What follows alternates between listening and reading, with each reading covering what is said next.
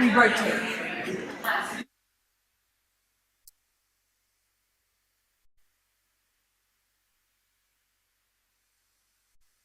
All right, let's go.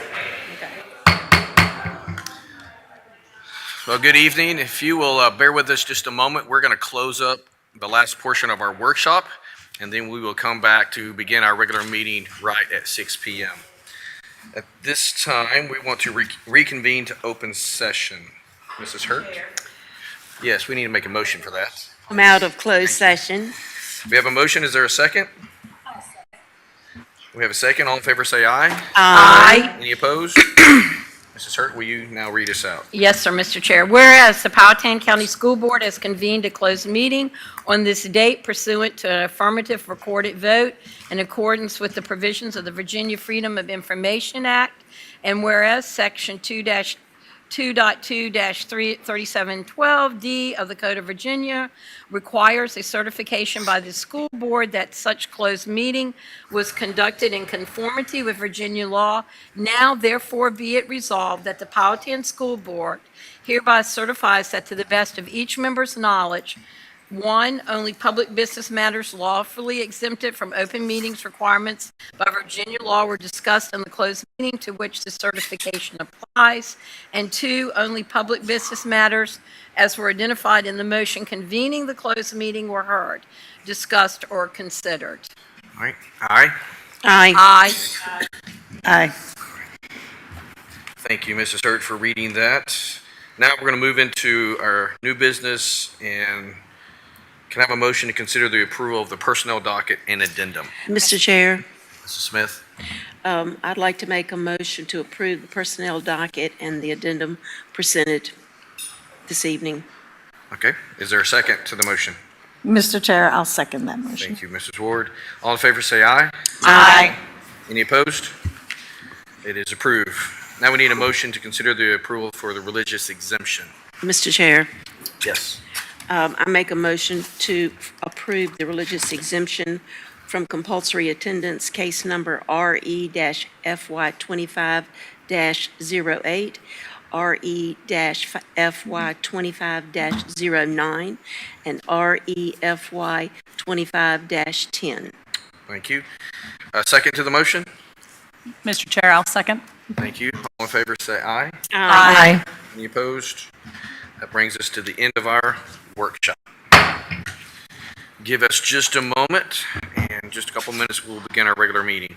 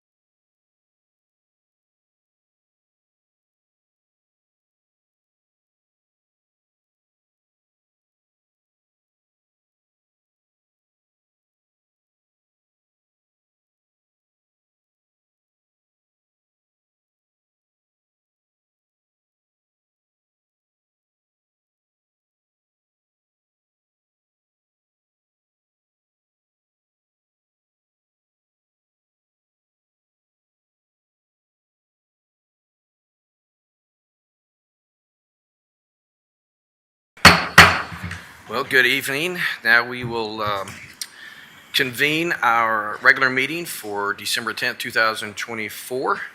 Tonight we have all 5 board members, our school representative, as well as our superintendent. If you will, let's stand for the Pledge of Allegiance. Mrs. Smith is going to lead us in that. I pledge allegiance to the flag of the United States of America and to the republic for which it stands, one nation, under God, indivisible, with liberty and justice for all. Please remain standing, if you will, as Mrs. Ward leads us in our invocation. Our dear Heavenly Father, we gather here together as people of this community to be with like-minded individuals, to work on the desires and pleasures of our students, to have them have the best education that they can and be provided for in this county. We ask you also at this time, during this Christmas and holiday season, that we keep in mind the spirit of the season, and for those that will be celebrating all of their holidays, that they keep their loved ones and those that may not be as fortunate in their prayers. We ask and pray for this in the name of Jesus Christ. Amen. Amen.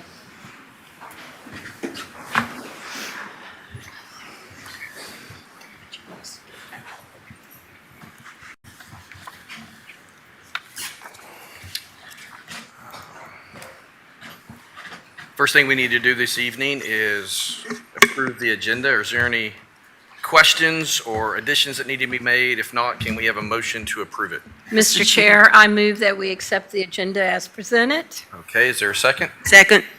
All in favor say aye. Aye. Any opposed? Move on to the approval of the minutes. Do we have any questions or concerns about those minutes? If not, a motion would be on the table. Mr. Chair, I'll make the motion to approve the minutes. A second to that? I'll second that, Mr. Chair. All in favor say aye. Aye. Any opposed? Minutes are approved as written. Review of bills and receipts. Do we have questions, concerns, comments about the bills and receipts? Hearing none, we will move right along and go to our recognition for this evening. So Dr. Tigan, I'm going to turn it over to you. Thank you, Mr. Chair. Tonight, we have the honor of recognizing one of our teachers that received the Ag in the Classroom grant. And so we're going to, I believe Taylor's going to help us with this again, correct? And she is going to help us recognize the teacher. So if we move down, she'll go to the podium with Mrs. Jarman.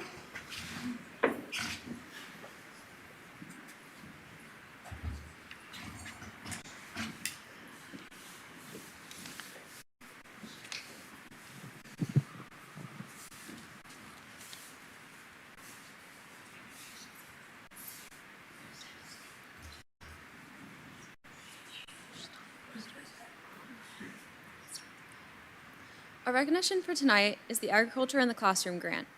Pocahontas Elementary was awarded $500 through an Agriculture in the Classroom grant submitted by Xana Furtis, school counselor. The grant funds will be used for a raised bed garden project with the Head Start preschool program.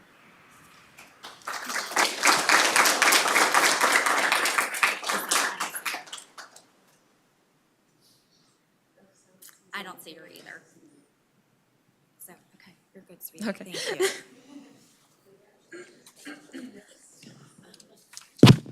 That is it for recognitions. That is it. Yeah.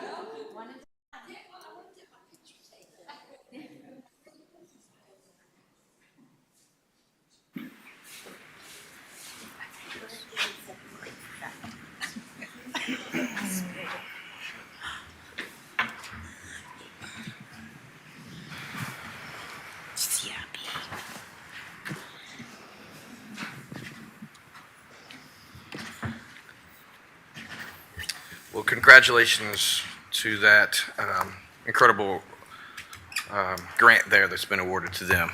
Dr. Tigan, I'm going to continue to put it in your hands as we move into our presentation time. Absolutely. We're back at that time of year where we're bringing forward our capital improvement plan.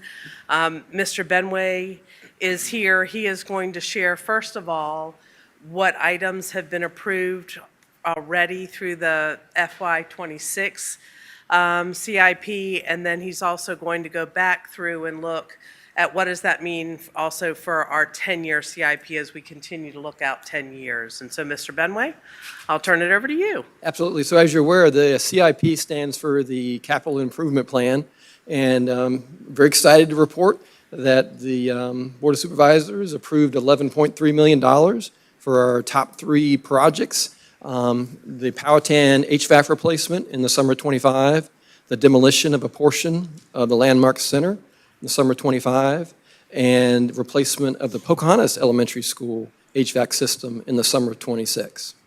So while this is outstanding news and it's going to take care of our top 3 priorities, there's still a lot of other needs out there that need to be addressed. And so Debbie and I have created a plan for your review and approval. And as you know, this will then, after you approve it, it will then go on to the Board of Supervisors for their approval because the funding ultimately comes through them.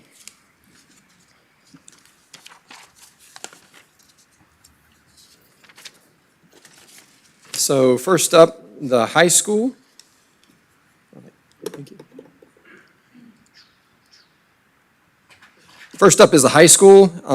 Carryovers from last year that were on the CIP is the replacement of the water heater, of which 1 or 3 are working at the high school right now. The roof is the original roof. It's approaching its end of life. There's some bubbling, peeling away of some of the rubber from the pedestals and curbs, so its life is near. The repairs are becoming often. The press box at the football field needs to be replaced as the walls are literally peeling, the roof is deteriorated, and the doors are rusting through. In addition, the HVAC at the field house needs to be replaced. The cafeteria patio tables are rusting because the plastic coating has rotted away, and so now the metal portion is rusting. The cafeteria chairs, many of those are cracked and broken, and those are the ones that we carried forward from last year. We have a couple new additions this year. One is the greenhouse that the CT program uses. The heating and cooling system is no longer functional, so that will have to be replaced along with this control system. In addition, its irrigation system needs to be replaced with its corresponding control system as well. And also new this year is the need to replace the kilns in the art classroom. The maintenance is starting to increase on those such that it's starting to impact the classrooms at the high school. The Landmark Center, we have 1 remaining wing of HVAC to replace. That's the main wing here, the A wing that needs to be replaced.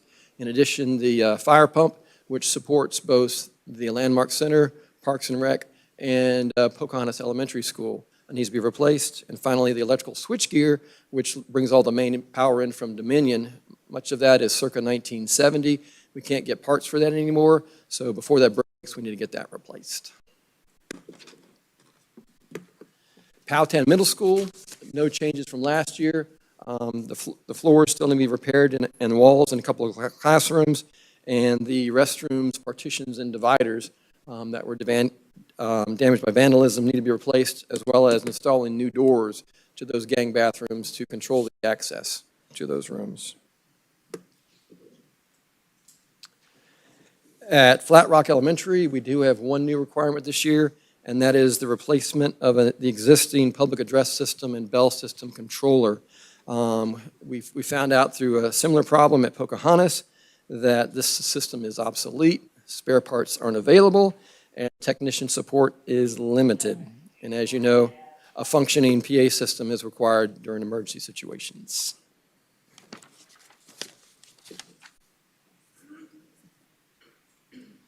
So as mentioned, at Pocahontas Elementary School, we have the same controller issue. It's the one that brought it to light.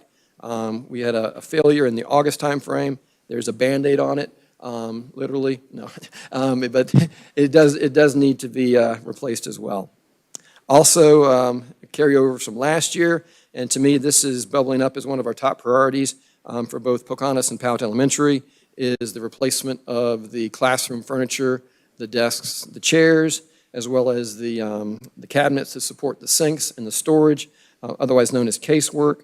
And finally, the bathroom floors for the classrooms that have bathrooms inside, those need to be replaced. In some cases, the toilets need to be replaced too, because those tile floors are cracking and severely discolored.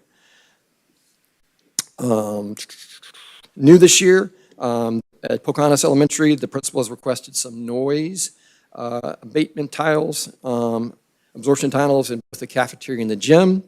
And finally, we would like to update the front vestibule with some new security measures.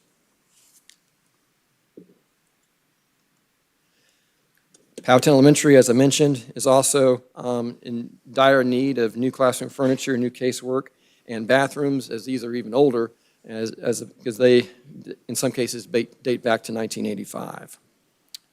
In addition, several pieces of the wood playground equipment have been removed as a result of decay. And so, for a safety measure, we removed those. So we'd like to replace those with new modern plastic and metal systems. In addition, some of the existing older plastic and metal playground system also needs to be replaced as it's starting to crack.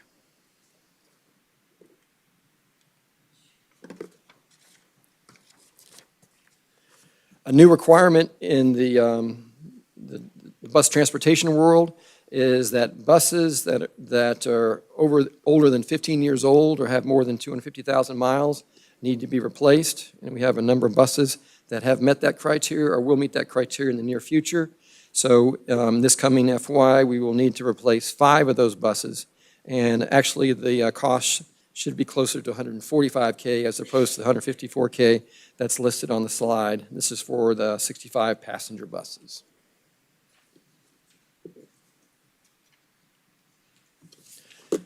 And as we've done in the past, we have a section here in the SIP that includes a lot of the common items that are needed across the division.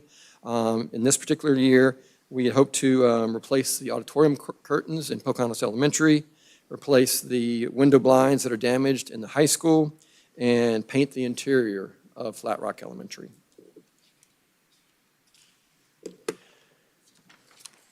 Unfortunately, we have not been able to make any headway on the asphalt maintenance that needs to take place. So there's several sections of asphalt in the school system that basic repair and replacement and resealing will not do. They actually need to be resurfaced. Those include the east side of the Pocahontas Elementary School teacher parking lot, Powhatan High School Victory Lane, and portions of the high school bus loop will need to be resurfaced. So that's reflected in those costs, as well as some of the basic repair and resealing of some of the other surfaces. So as you can see, although we were very successful and very grateful to receive a substantial sum of money from the county this year, there still remains a lot of needs in the coming year to get us where the school system needs to be. Any questions or on this portion of the presentation? Are there any questions? Mr. Chair, Mrs. Hurd. one quick, of course, Mrs. Hurd always has questions.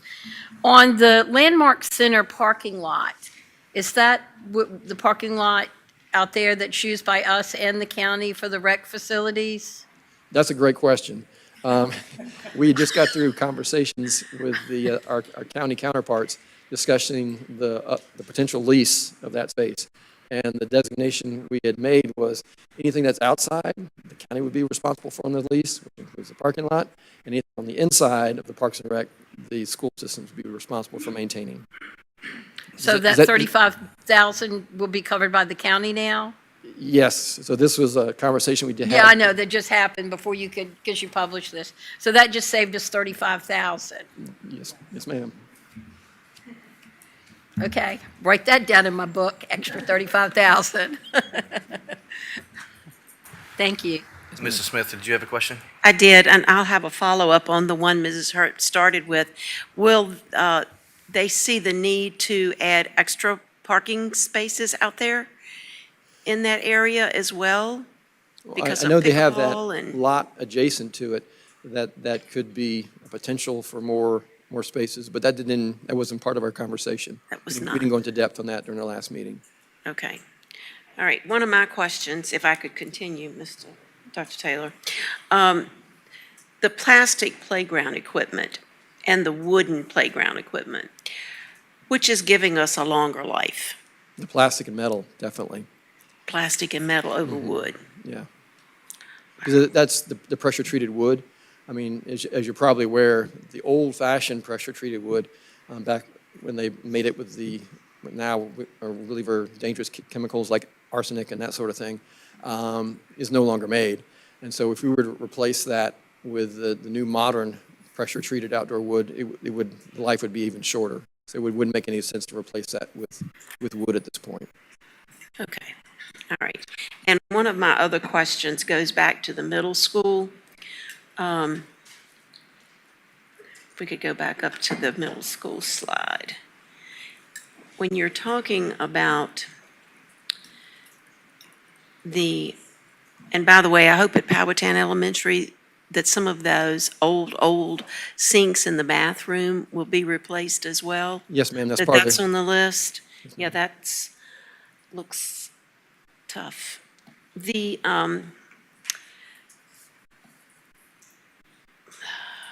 I can find it.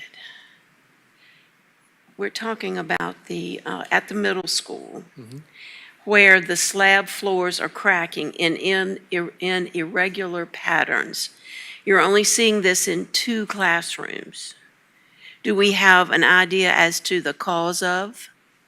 basically the foundation is probably shifting a little bit. I talked to the original architect and builder. They didn't seem to be too terribly concerned, but they did recommend repairing it before it got too out of control.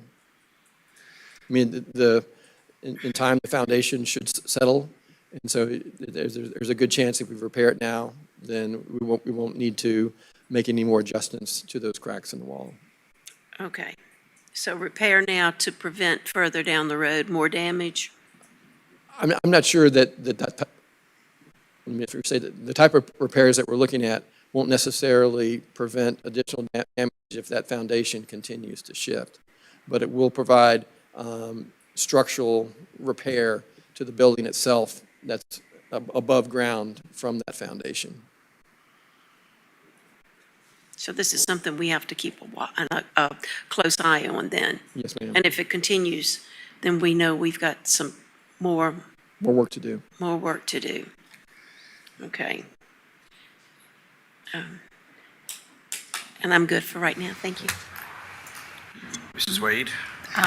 Mr. Benway, are we replacing the buses with electric buses, or are we going back to diesel? Diesel. Oh, and I had to comment on those buses.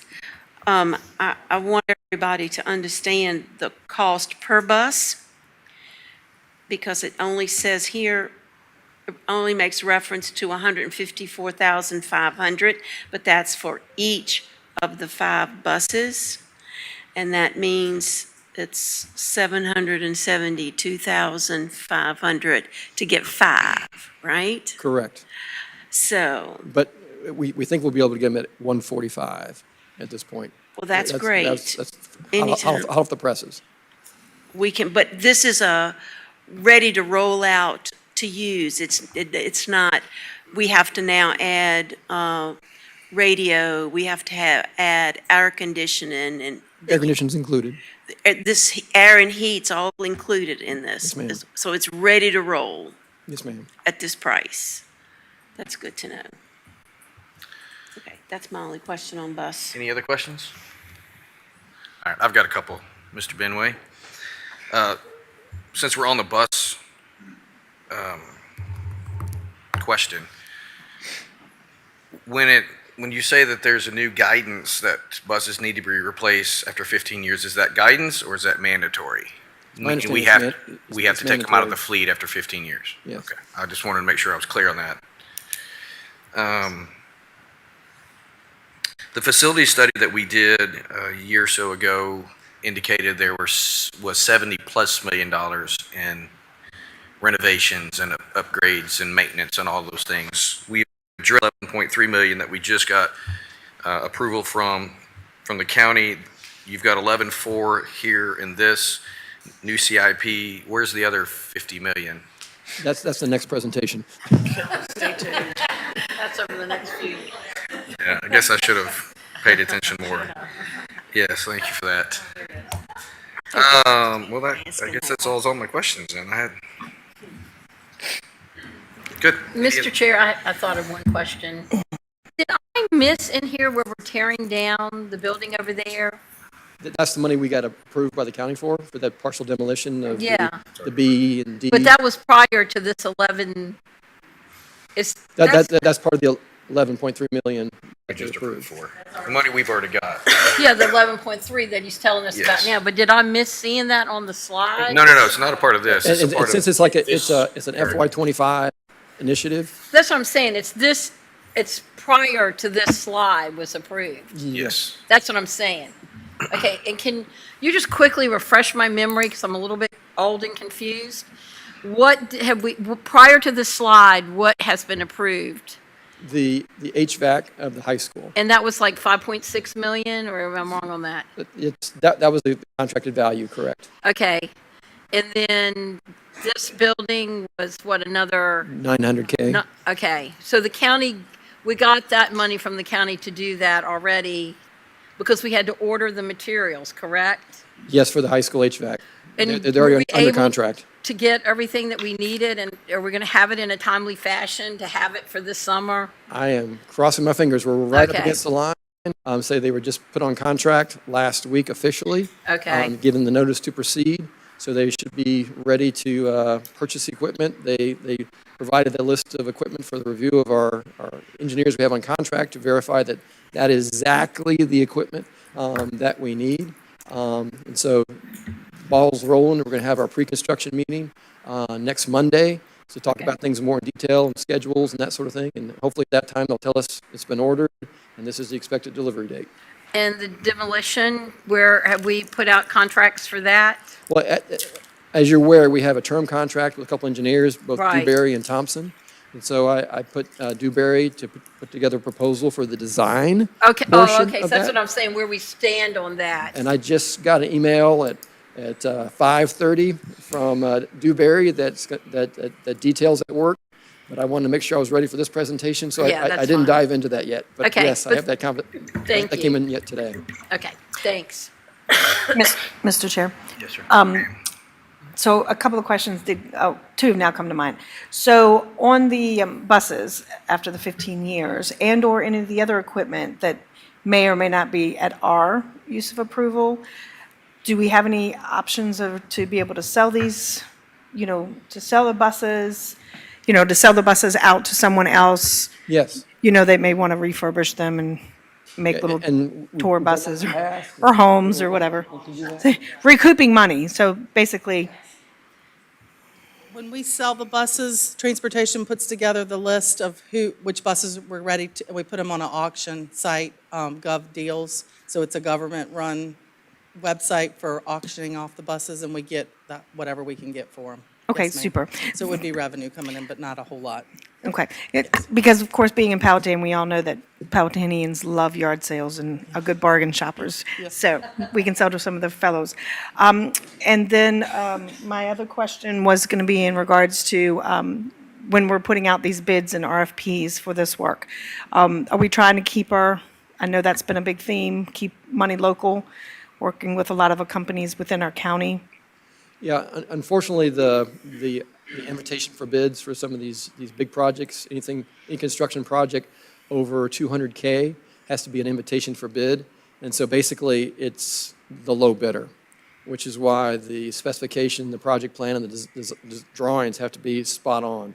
And so we really have no control in terms of keeping it within the county, like we do with some of the smaller procurements. But I know that's definitely forefront in my mind with the other procurements that we do have control. I try and give the folks in the county every bit a chance to do it. And the tile work that we did at the Flat Rock Elementary School is a good example of that. We had a local flooring company put that in for us, and they were actually cheaper than some of the big boys in Richmond. Okay. Glad to hear that, because of course, oops, turning myself off. A lot of our business owners here in the community are actually graduates, from our school system. So it'd be great to keep that, that momentum going there. Yeah, I think you'll see in our two landscapers, both Powhatan graduates and. Yes, I've Powhatan heard you local. mention that, and I'm really glad to hear that. But I also do want to mention, I know someone on the board has mentioned this before, when we do these RFPs, is cheaper always better? So I know we have to, by state law, have to go with the lowest bid, and that was a compliment. Just a small. But, so it's the lowest bid, but do we have a vetting process? Because we don't necessarily want someone just because they're cheap and because that's our state law, that we have to follow, but we want to make sure that we're getting good quality work. Yeah, these are really great questions. First, let me address, just kind of going a little bit in the weeds, there's an invitation for bids, and that is literally a low bid. But the vetting process that we have is making sure that they're reliable and they are responsive. So in other words, the reliability is like, have they done projects like this in the past? And how successful were they? Responsive, with their response to our invitation for bids, did they respond to exactly what we're looking for? So both of those are disqualifiers. And then on top of that, the design engineer that put together these packages, they also go back and look at the experience and how these other projects did for them in the past and their success level, and they make a recommendation to us if that lowest bid is in fact a good contractor for us to choose. Okay, very good. Glad to hear that. And then just maybe more information you want, but the RFP, that's a request for proposal. That's not necessarily a bottom line type contract we're looking for. That's one that has more give and takes. In other words, when we went out for bid for the custodial contract, it wasn't necessarily the low bid. We looked for the best value for the county. Very good. All right. Glad to hear those answers because, of course, we need to be fiscally responsible for our funds. Thank you. All right, if there's no further questions, we'll move on to the next presentation. Next portion of this presentation. The future. I forgot there's two components. So this is basically covering, I mean, you'll see all 10 years, FY26 to FY35, but I specifically want to address the out years, the FY27 through FY25. And you'll see there's still many high priority projects, and this is where you'll see the remainder of those projects that were brought up in the facility study that we did in 2023. So you can see there's still some substantial dollars out there in 27, 28, and 29 with some high priority projects that, in my opinion, some of them need to be done in the near term. It's not just my opinion. The engineers that did the work for us for the facility study, it's even being echoed by some of the teachers. I got something from Powhatan Elementary and said, this is some of the stuff we need at Powhatan Elementary, and it almost exactly mirrored what we have listed in the CIP in terms of classroom furniture and playground equipment and those type of things. So at the high school, in the out years, in my mind, the top priority projects are the replacement of the fire alarm system, the burglar alarm system, and the intercom system replacement. This year, we added back in the land and the potential for a new elementary school, given the fact that there's continued discussion about growth within Powhatan County. Pocahontas Landmark Center, if we get that HVAC system taken care of and the other things we talked about in the last presentation, then we're winding down things, but the only thing we need in the out years, really need, is a new burglar alarm system on this building. Pocahontas Middle School, the facility study said that after 12 years, or 13 years, we would probably need to consider replacing some of the lab furniture at the middle school. But that's way out there. At Flat Rock Elementary, its age is starting to catch up on it too.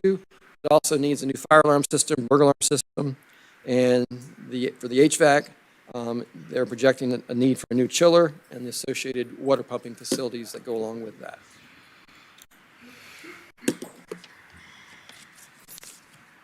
At Pocahontas Elementary, you'll see the highlighted section there. That is the money that we project that we'll need to replace the entire HVAC system at Pocahontas Elementary in FY26.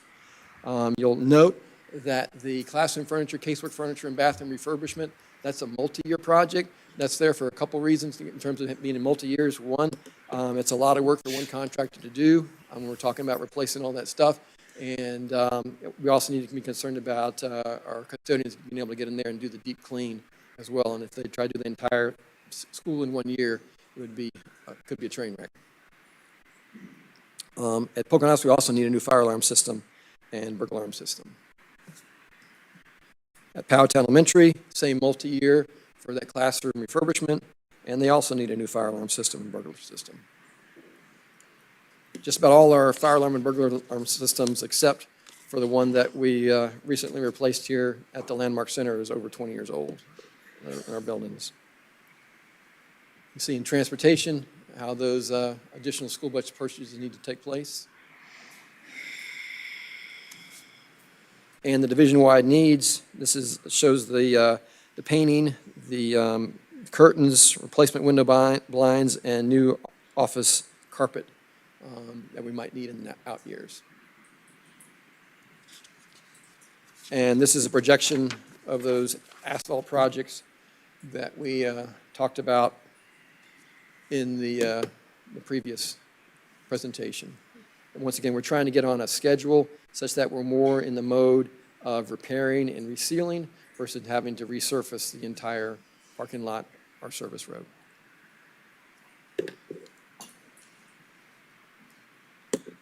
Any questions? Long presentation. Sorry, a lot of numbers. You have to go in detail any more in these projects you want me to. Any questions from the board?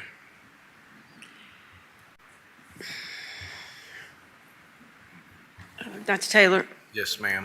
I don't really have a question other than just to tell Mr. Benway, thank you for being very thorough and laying it out step by step, very clear as to what the money's going to be spent for, the projects that are needed, and the diligence behind getting the work done and done well. And we appreciate that. I'd be remiss not to give a shout out to my new assistant director. Having him in place allows me to focus more on the strategic, the long-term look, and he can focus on the near-term emergencies. So that's really helped out a lot in terms of being able to, my impression, do a better job preparing us for the future. That's good to know. Thank you. Does anyone else have a question? And I also be remiss. Debbie did an amazing job in this presentation. She can make charge much better than I can. You always want to give credit to the finance lady. Always. Mr. Benway, I've got a couple questions, if you don't mind. Sir. You're not off the hook yet, but I'll be nice. For the county's clarification, when we put a new elementary school back on the CIP plan, or the CIP, we're saying we're projecting buying the land in 29, and then in 32, beginning the design, moving into construction, or moving in 32. We're talking about design, construction in 32 and moving forward, right? Yes, sir. With the projection probably of a 33, at best 34 move-in date, correct? Yes, sir. Probably more like 34. Yeah. Okay. And so with this level of needs and projections, do we know that our county is in a position to and willing to do what's necessary to fund these? That's a great question, sir. Yeah, I think you have the heartbeat better than I do. I know there's the needs there, but I know that this will cost money. It does. It costs the taxpayer money, and the majority of our tax base comes from real estate, and that's a painful pill for a lot of people to swallow. Yes. I mean, we're talking about, After this, 50-some more million. yeah, we're talking about $85 million if you put the school in there, right? We're 50 million of well, we got 11.3, 11.4, which is part of that 50, so that's 70. You put in another 35. That's over $100 million. That's the need in the next 15 years-ish. I'm going to go ahead and extend it a little further, but And if I recall correctly, correct me if I'm wrong, Dr. Tigan, for about every 10 to 15 million, we're talking about another penny on the real estate tax. yeah. Well, I asked that question, I guess, just to throw it out there in the community. This is going to have to be a conversation that we all have, and it's a conversation we have to have amongst ourselves and amongst the board of supervisors as we move forward, because these are definite needs. Many of these things that you've laid out and have been laying out for over a year, maybe close to 2 years. We're talking about systems that are decades old that are failing on us and have to be replaced. Roofs that are getting to that point where real damage and real money is going to be spent if we don't do something to rectify it. So these are not just frivolous things that we're wanting to spend money on. These are absolute needs. And a new elementary school will be a need, is going to be a need in the near future. I mean, we all know that, so we need to be planning that way. So I would ask our county to, and our residents of our county to begin to think long-term down this road. Thank you, sir.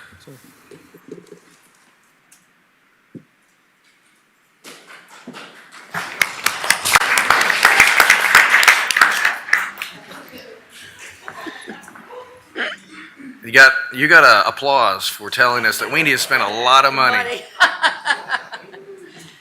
That's amazing. Can you teach me how to do that? All right, Dr. Tigan.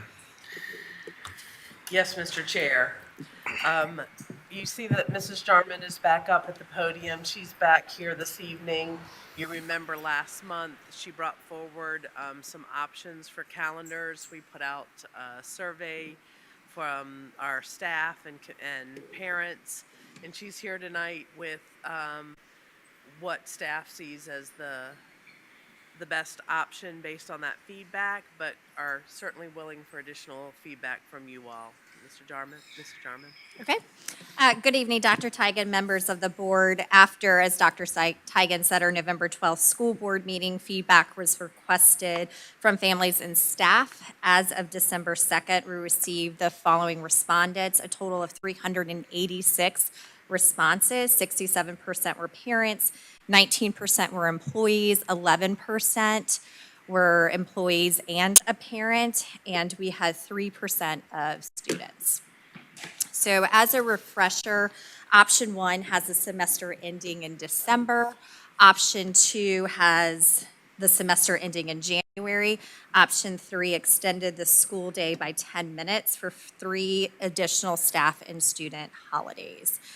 If you look, 52.6% of teachers are in favor of option 3, and parents were split between option 1 at 39.2% and option 3 at 37.7%.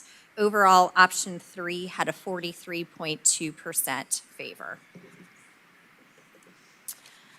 For pre-K and kindergarten, options, 54.5% of elementary teachers were in support of a 3-day week, with 76.9% of parents supporting starting day 1 as usual. For 6th grade and 9th grade, starting with 6th grade, 71.4% of middle school teachers and 61.5% of 6th grade parents were in support of 6th grade starting a day early. Similarly, for 9th grade, 88.9% of high school teachers and 55.6% of 9th grade parents are in support of starting a day early. So with all of that being shared with you, based on like our instructional needs, the stakeholder input, we're asking you adopt the 3rd calendar option with 6th and 9th grade starting a day earlier. With such a divide between elementary teachers for pre-K and K and parents of pre-K and K, we're asking for the first half of kindergarten to start the first day, the second half of Monday, the second half of kindergarten starting on Tuesday, and then everyone would be there Wednesday, Thursday, Friday. We felt that would be a good compromise for parents as well as staff. Any questions? All right, thank you. Any questions? I have a question. So you said that the compromise would be, go over those days with me again for the pre-K? So, elementary teachers, 54, almost 55% of them wanted a 3-day week, where that was Monday and Tuesday would be the first half of the alphabet, Wednesday, Thursday would be the second half, and Right. then all of Friday. Right. Since the majority of parents just wanted business as usual, taking it from a 3-day week to a 4-day week, we thought would be a nice compromise for teachers and for parents. Okay. So half of the alphabet would go Monday, the other half Tuesday, Okay. all pre-K and K, Wednesday, Thursday, Friday. Okay. Thank you. You're welcome. That sort of flew over my head for a And second. that is just for the first week Yes, ma'am. of school, right? Yes, ma'am. Mr. Chairman, Yes, ma'am. and in option 3, the calendar is set up that we would get some longer weekends to be helpful for our teachers to have a day off. Hopefully, be great if it could be once a month, but we have some days in there because we've extended the day. Is that correct? Yes, ma'am. So that would Extend be the day- great. I'm sorry, go ahead. Extend the day by 10 minutes for 3 additional staff and student holidays. Right, and they're strategically placed at appropriate times, like end of quarters and that sort of thing, to give the teachers a break that they could work from home, or if they wanted to, come in the school and work. Correct, yes. Okay. The first one would be November, 2nd, February, 3rd, March. That time between January and spring break can be Is long, long. which is why we added 2 of those 3 holidays in that second semester. That sounds good. Any other questions? Mr. Chair, I will say that this is in the consent agenda for that particular calendar, the third one. So just want to make sure everyone's clear on that if they have any concerns before the vote. Mr. Chair, are we voting on this tonight? Yeah, yes. that's Because- what Dr. Tigan was just saying, it's in the consent agenda for options. Yes, I know, but I had constituents that really wanted to hear the feedback first and give an opinion, even though they may or may not have been a part of the, What do you mean, hear the feedback? on which particular calendar that we were going to vote on, even though they would just wanted some time to kind of think it over and mull it over as far as the community for public comment. So just throwing that out there. So are you suggesting we don't adopt it tonight? I'm mentioning it for my constituents that wanted to have some time to think it over, review it, and bring it to public comment. Okay. I think they've had a month to see it, mull it over, and think about it, and so I would suggest that we go ahead and keep it on the consent agenda and move forward. Okay, thank you, Mr. Chair. Mr. Chair, I have a question. What about the other 2 options, the pre-K and the middle school and 9th grade? Are we going to vote on that? Is that also in there? Okay, I wasn't sure. Yes, ma'am. Because the compromise, I wasn't sure how that was worded on our agenda. Okay. All right. Any other questions? All right. Thank you so much. Thank you.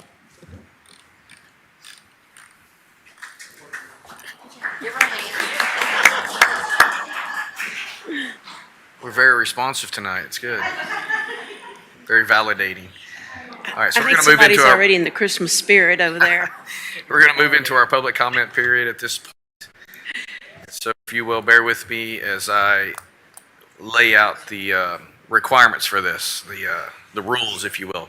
In accordance with the school board policies B, D, DH, and KD, any resident of Powhatan County or PCPS staff may address the board during public comment. The board chair will call speakers who have signed up to the podium.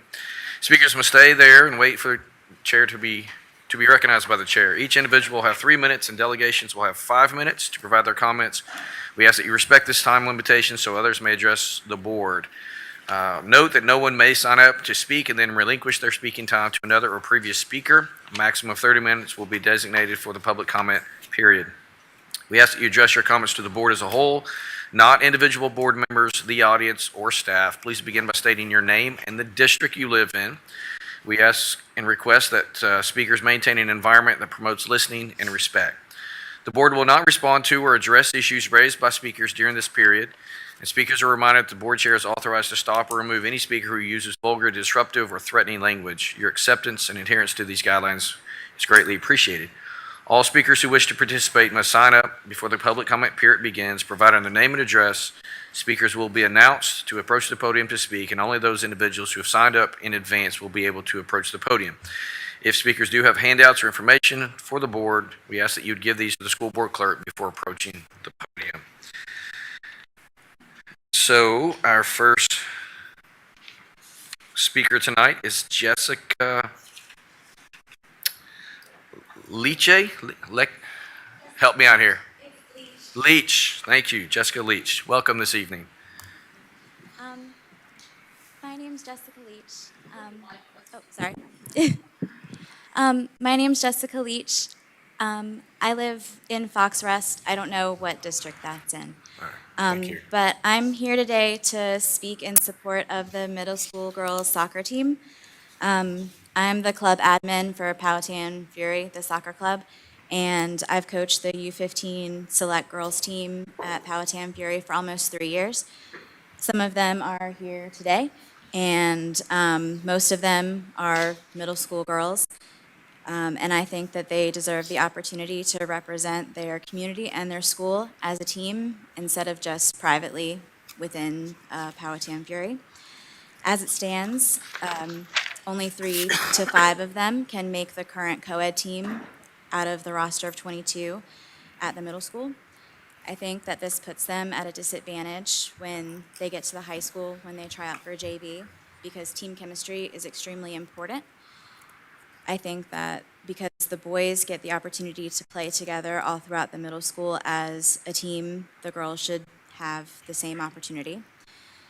Privately, through Fury, this particular girls' team have worked extremely hard together, and they've just competed in a tournament called the Capital Fall Classic, and they've won first place. Wow. So, and yeah, they won all 4 of their games. So I think that they could do great things if they could represent their school. Sure. So, thank you very much. Thank you very much.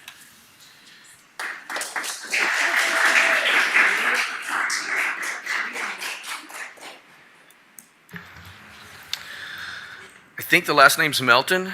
Is it Kaya? Raya. Thank you. Well, I wasn't trying to call you anything. I was trying to call you by your name. Just want to make sure we're on a record there for that. My name's hard, I get it. No, you're good. So, if you start with your name and district if you know it.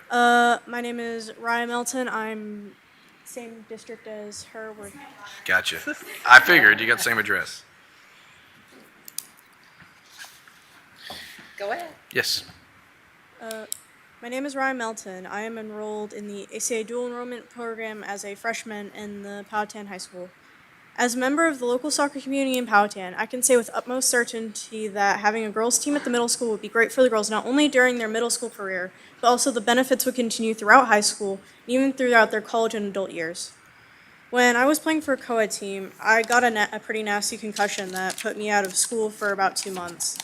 This injury dissuaded me from playing any further co-ed and prevented me from trying out for the co-ed team at the middle school for fear of the incident repeating. However, I joined the Fury Girls select team, and this fall we actually won first place in the Capital Fall Classic tournament. I, as well as the girls on my team, who I've formed a strong bond over our many seasons together, were incredibly elated. Throughout my soccer career, I've been taught many skills through soccer that everyone should be able to learn, such as the importance of clear and concise communication, good leadership, good participation, and good teamwork. I, as well as many others, feel that we would be doing a disservice to our girls if we didn't supply them with a girls' team at the middle school. Even now in the off-season, my team is here to support me while I am speaking. The unbreakable bonds formed on and off the field is something that everyone should be awarded, especially our middle school girls. Thank you. Thank you very much. Next, we have Jennifer Matthews.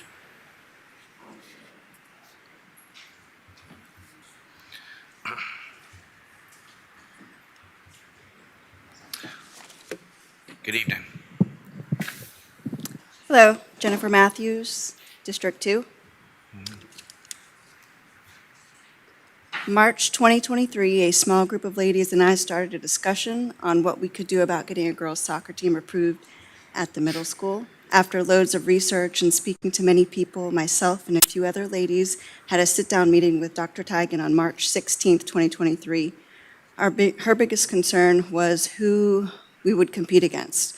We were tasked to contact local schools to see who could be put on our roster.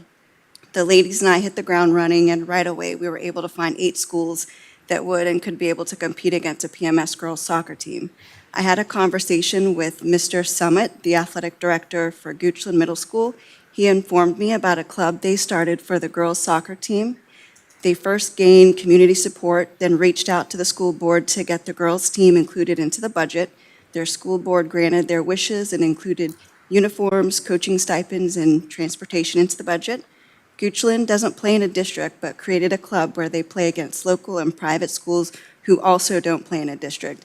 They have 8 schools who compete against each other in their club. Mr. Summit advised he would be happy to include PMS girls soccer team into their club and get us put on the schedule once we were able to get a team. We even had 2 other schools contact us this past spring wanting to see if we got a team together yet and if they could put PMS on their schedule. We had a follow-up meeting with Dr. Tigan, which also included Dr. Alejandro, May 31st, 2023. This time, their biggest holdup was transportation and field space for practice. Our next step was to approach the school board at the June 13th, 2023 school board meeting. Several of us spoke, and there were others who attended the meeting that spoke on their support of girls' soccer team as well. August 2023 school board meeting discussed the middle school girls' soccer team and advised the budget was approved, however, it was quite excessive. The budget was approved, then just like that, it was taken away, and the girls' soccer team was no longer included in the budget. Wade Nelson spoke with PMS Athletic Director, Mr. Wazowski, who gave a much more realistic budget, which I do believe mirrors the co-ed team budget. The girls' soccer team is at the mercy of the school board, and the girls just need the support of the school and the school board to include them in the budget. We have done our research and have completed the task we were given. Now we just ask that those in charge to please approve the budget for our girls' soccer team at the middle school. They want their own team so they can build camaraderie before joining the high school team. They want the same opportunities as the male athletes. These girls would like to have the opportunity to compete against all the girls' teams and see the same playing time as most of the boys on the co-ed team. There were roughly 20 girls that tried out for the co-ed team this past fall, and I strongly believe there would have been more, but some of the girls don't want to play against boys or believe they have little to no chance in making the team against all the boys. Thank you for your time.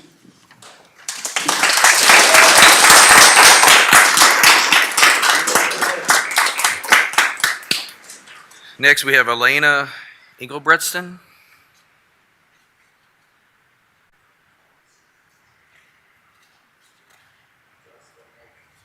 Yeah.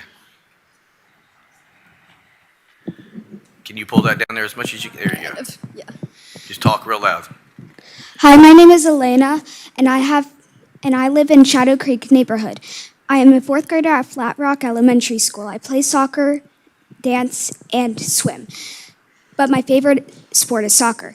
I am speaking today in hopes you will make a middle school girls soccer team.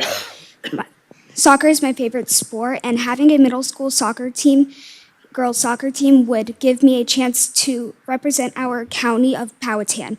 Please help us girls have our own middle school soccer team so we don't have to compete with the boys. Thank you.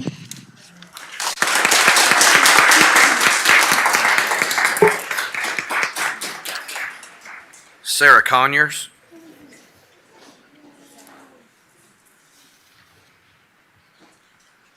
And the microphone goes back up.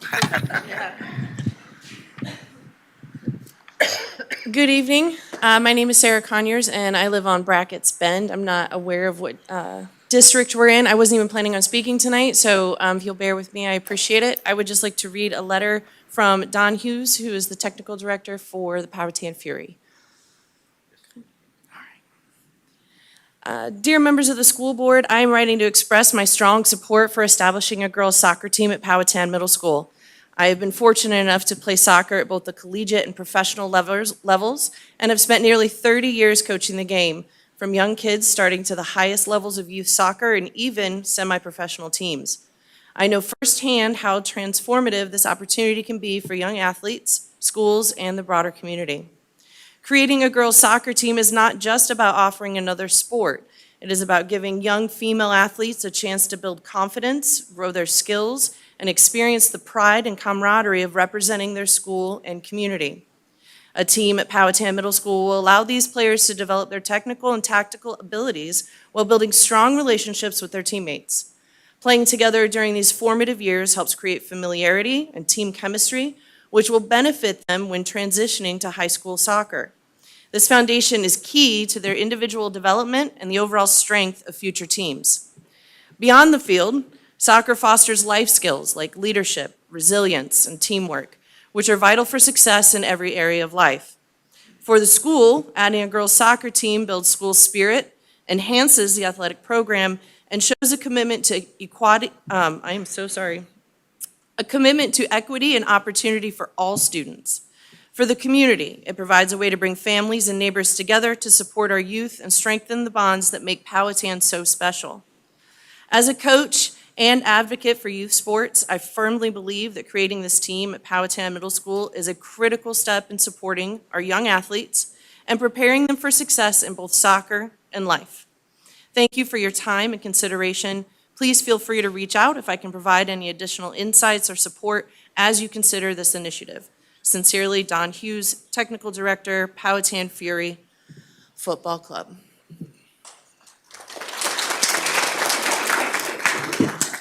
Thank you. I would really hate to walk out of here, but it is a school night. So, thank you for your time.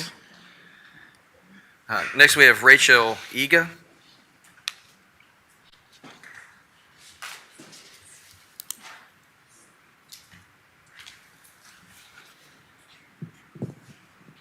Good evening, everyone. First, I used to be a board member of Fury Soccer, and I could not agree more that the middle school deserves a girls' soccer team. But I'm here to speak tonight. My name is Rachel Iga, and I live in District 2. I was recently made aware that there is a potential for Powhatan to procure 3 more seats at Appomattox Regional Governor's School. Currently, we have 8 slots, generally 2 per class year, which has been the number for at least 6 years, the extent of my knowledge. And an increase in population warrants a review of what can be offered to Powhatan County students who are qualified for this amazing school option. Having reached out to Dr. Tenia, head of school, every Powhatan student has graduated with an advanced diploma in her 4 years leading the school. As far as current students go, many are heavily involved with robotics. Our robotics team made it all the way to the semifinals last year, missed states by only a few points. One student is involved in speech and debate and has won many debates over the years. All Powhatan students who attend Appomattox Regional Governor's School have an average of GPA of 4.2. Recent graduates are attending Shenandoah University for dance, Averett University for aviation, and CNU. For my own daughter, a junior in the dance focus area, and her fellow students, this unique school has provided unique opportunities. She was able to audition for and offered a spot in a summer residential dance school in Italy, and is a candidate for Radford's Residential Governor's School summer dance program as well, which might not necessarily have been possible if she was attending Powhatan instead of Appomattox Regional Governor's School for what she really wants to focus on, which is performing arts. She and another Powhatan student were inducted into the National Honor Society just last month. Tonight, she is performing with the musical theater program, which she was able to take as part of cross-curricular activity, further readying her for her future career, college first, in performing arts. I will be sending a letter requesting a meeting to discuss this possibility for the benefits of students and their families who endeavor towards this fantastic opportunity. In closing, I've been fortunate to have a child in Powhatan's wonderful Advanced College Academy. She's now a chemistry and data science sophomore at West Virginia University. So asking for more seats at Appomattox Governor's School is not to take away from what's happening directly in Powhatan County, but instead to highlight and put a bright light on the Powhatan students who are ready for that unique opportunity. Thank you for giving me the time to talk about it, and I look forward to talking about it more in the future. Thank you so much. Olivia Matthews.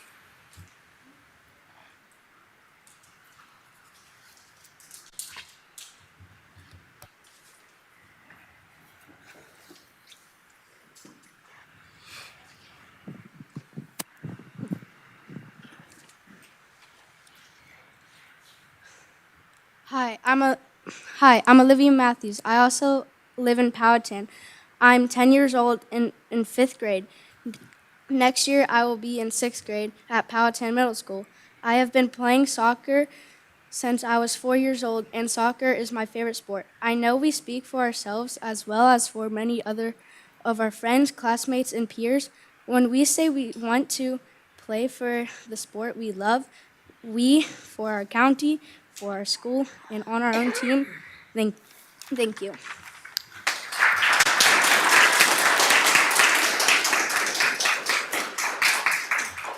Kylie Grubbs.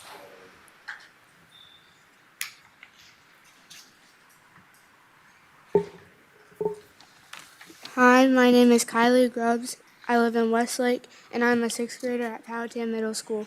I have played soccer for many years with Fury here in Powhatan, and I currently play on an all-girls select team. I recently tried out for the co-ed soccer team at Powhatan Middle in the fall. There were over 60 kids that came for tryouts. I didn't make the team, nor did anyone on my Fury team. In fact, only a few girls made the team. I believe that middle school sports should not be co-ed. There is enough interest to have both a girl and boys team. The high school has a girl and boys team. Why not the middle school? This will allow us girls to play the sport we love and increase our skills to eventually play high school soccer. I am asking that girls are given the same opportunity as boys. Please consider making this a priority so we can play for our school in fall of 2025. Thank you for your time.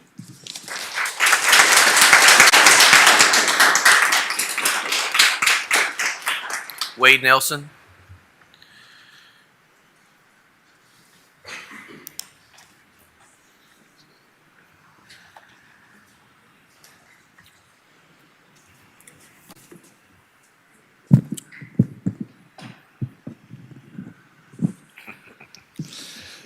Good evening, everyone. Oh, that's loud. My name is Wade Nelson. I live off of Jude's Ferry. I'm a father of two, and I'm a soccer coach with Fury FC here in Powhatan. Coaching spring and fall seasons for the past 4 years, I've coached a U12 and a U10 teams. I'm currently coaching an all-girls U12 team composed of mostly 6th and 5th graders, some of which you've heard from this evening. Over the years, I've witnessed firsthand the level of dedication and passion displayed among our youth within this sport.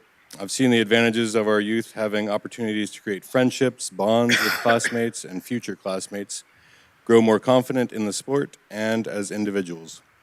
I feel strongly that a girls' soccer team should be created, and I believe we have and will continue providing enough information and support this evening to indicate we have had, and will continue to have the interest in such a team being created. I understand there are some barriers in doing so, all of which I believe are small hurdles with simple solutions. I know the current conference we're in doesn't have any middle schools which have girls' soccer teams. Perhaps we will be the first and pave the way. But as mentioned previously, we do have the teams to play and the fields to play on. As far as field availability is concerned, I have spoken with Bill Wasowski, the athletic director, and it's of his opinion that we do have some options. One option may be that we share a field with another sport. Perhaps we make use of space at Powhatan Elementary School. And the best option, in my opinion, is to make use of a field 2 minutes away at Fighting Creek. I believe this is a viable option, given a shuttle bus brings the team to and from the fields. Finding coaches is often an issue. Well, I can personally think of at least 2 experienced coaches presently working with our youth, willing and able to take on the task. Transportation, I know, is an ongoing issue, and I believe that needs to be addressed in general, but where there is the will, there is the way. There is great support for such a team being created. I've personally acquired 300 signatures in support, strictly from a few of our local soccer events. If the county is unwilling to cover all or partial expenses, simple fundraising would raise the needed funds. If necessary, most, if not all, parents would be willing to purchase their own players' jerseys, and the team could use the co-ed team's soccer balls. An estimated expense provided to me indicates for a team's uniforms, balls, and game refs, the amount would be approximately $4,000 to $5,000. With parents potentially covering the cost of jerseys and balls shared or donated, we're looking at around $1,000 for refs, and then an unknown amount for transportation. For a full-fledged team with head and assistant coach and all gear, excluding transportation, we're looking at approximately $8,000 to $9,000. Pretty small. Our county is growing, our population is increasing, our tax revenue is increasing. Why not our children's opportunities? They want to play the sport they love for their county, for their school, on their own team. Thank you. Thanks, sir.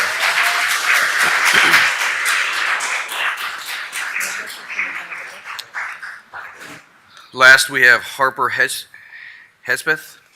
I think that's how you say it.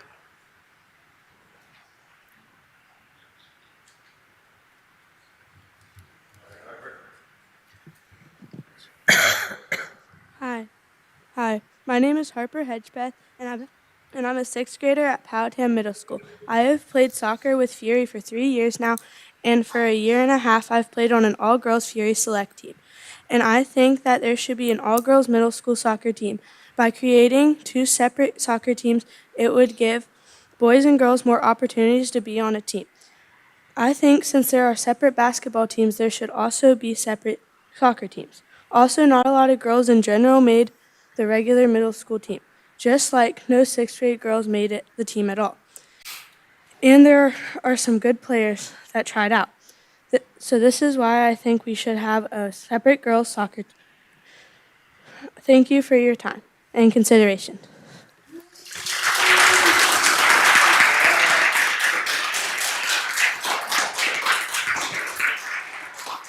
That brings a close to our public comment period, but let me just thank all of our students who came forward. It's a big deal to stand before this board and for the county and share your heart and show such passion. So thank you, ladies, for doing that. We hear you. I think I can speak on behalf of this board from that standpoint, that we hear you. And I'm sure later on, I know I'll have some comments later on about what we've heard tonight. So thank you for that. Well, let's move right along. And the next thing on the agenda is comments from our school liaison.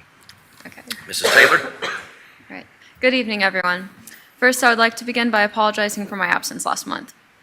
During this past month, Powhatan High School's choir and band, along with the middle school choirs, came together for the annual 5th grade recruitment concert, teaching dances and leading sing-alongs to inspire young kids with the art that is music. This past Saturday, various groups, including show choir, cheer, theater, JROTC, National Honor Society, band, and Diverse Hands at Work, participated in the annual Christmas parade. Additionally, the freshman class of 2028 sold hot chocolate and 50-50 raffle tickets in front of the courthouse to support victims of Hurricane Helene. Last Friday, the choral groups One Voice and Radiance participated in assessments at Cosby High School, both receiving superior ratings, which places Powhatan High School in contention for the prestigious Blue Ribbon Award. Another quick thing I would like to add is the field hockey team winning the regional championship and getting the opportunity to compete at state.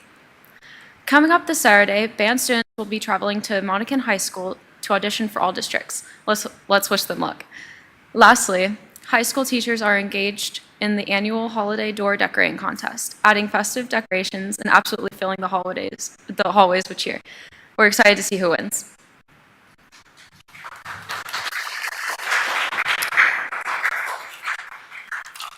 Thank you, Taylor. Dr. Taggart, I'm going to turn it over to you for our superintendent's report. Thank you, Mr. Chair. First, we have the monthly financial report for the month ending November 2024. And if there are any questions, be happy to. All right, so I'll keep moving. There's policy information here. These are new policies coming forth in December for the first time. The first one is related to the updated meal rate total.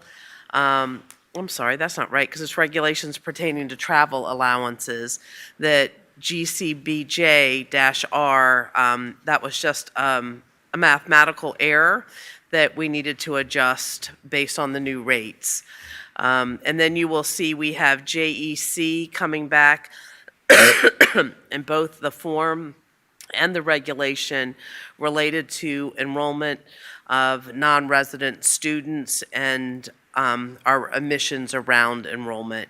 And so that's just responding to some recent issues we've had to provide greater clarity for families as they're trying to read through our policy and decipher it. JECCE and JECER, the regulation that goes with that policy, is also related to the non-resident students. And again, like I say, we're just listening to constituents or others that want their children to go to school here to make our rules and regulations around admission clear for them. And those will be out for public comment, and in the January meeting will be brought forward for adoption pending any comments that we may receive in that month period. For the next item, it's the 2025, 2026 course planning guide. This is Dr. Stewart. She is coming back for a second review.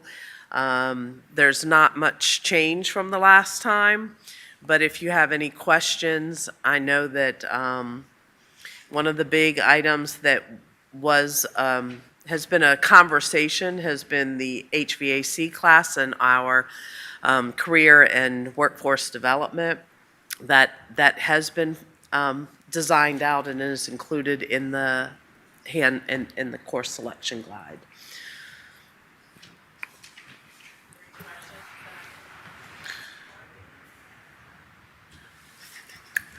I don't see any, so. I don't see. Well, thank you. Move right along. Make it easy, ain't it? Wait. Well- You gotta be quick on the draw. I'm sorry. My technology over here is moving slow. I would like to ask a question. It's at the very end when we talk about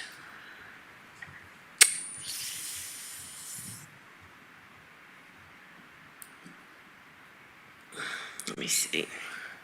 It's in regard to the verified credits. No, the first question has to do with the majority of clarity, which is at the very end. Major clarity? Major clarity, sorry. Okay.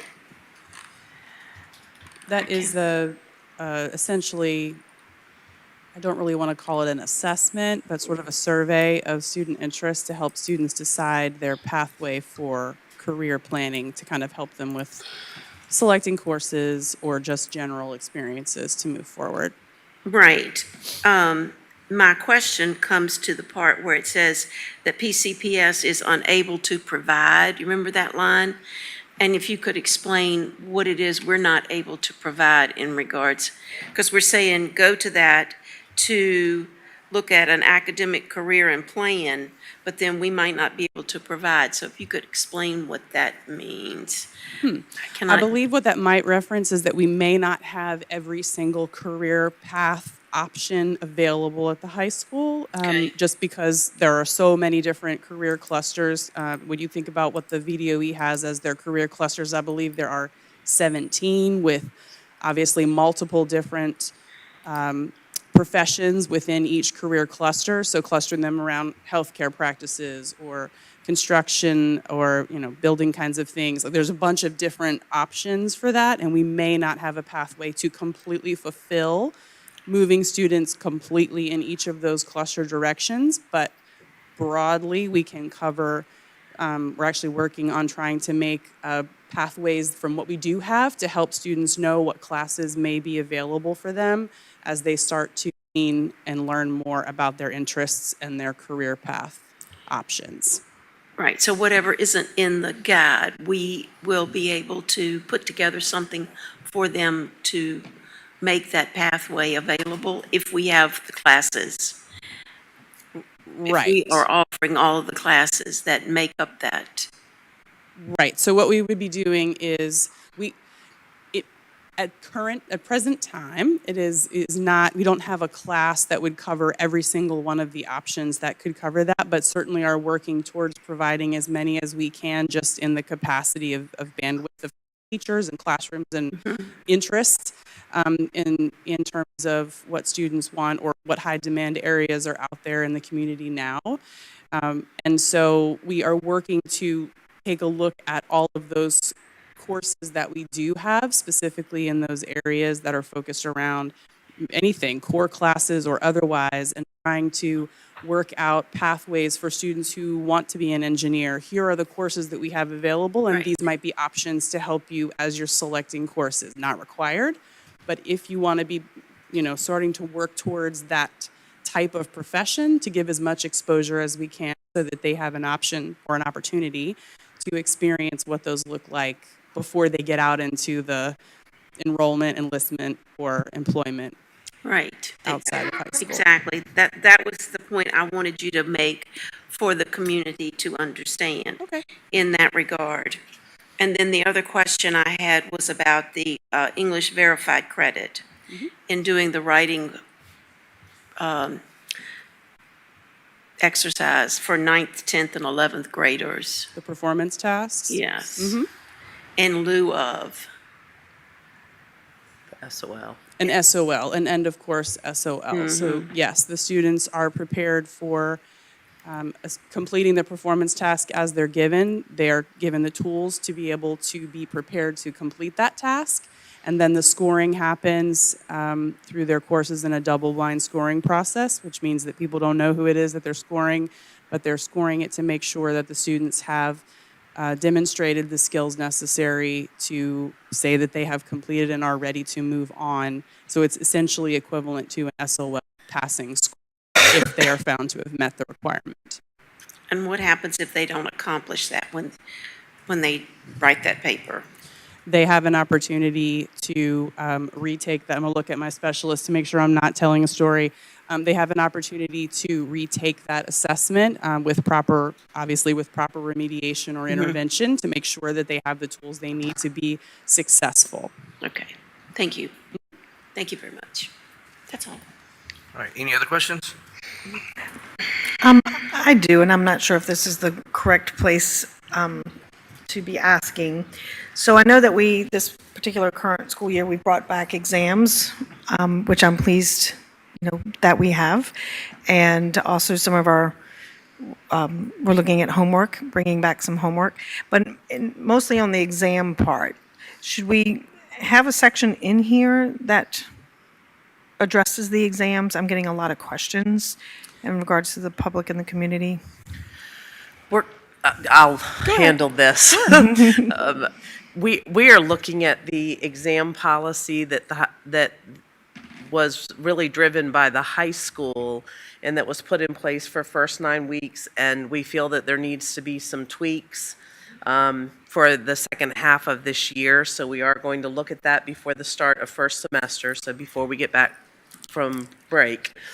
Second semester, thank you. And then we're going to go back during second semester and look at the entire year as far as how exams should be. We'll make sure that that is communicated out early, not only through the syllabi for classes and so on, but also in communications with families so that they'll know as well as the students will know.